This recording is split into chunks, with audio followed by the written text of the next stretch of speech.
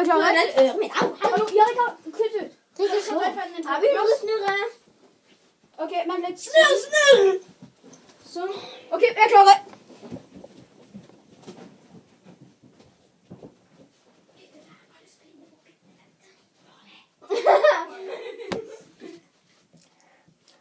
Hello world, what's up?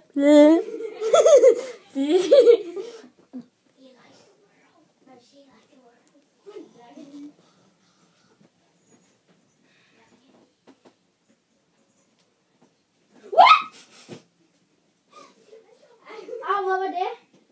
Bestemor.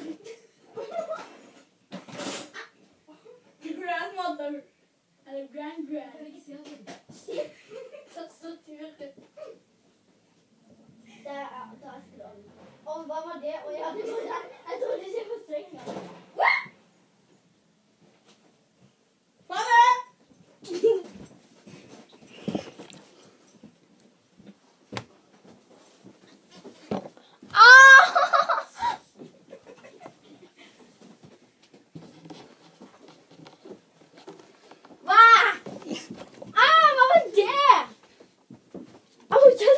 Gå på den der. Hello world, eller skal vi se. Ja, det er iPaden. Hello world. Og der er tatt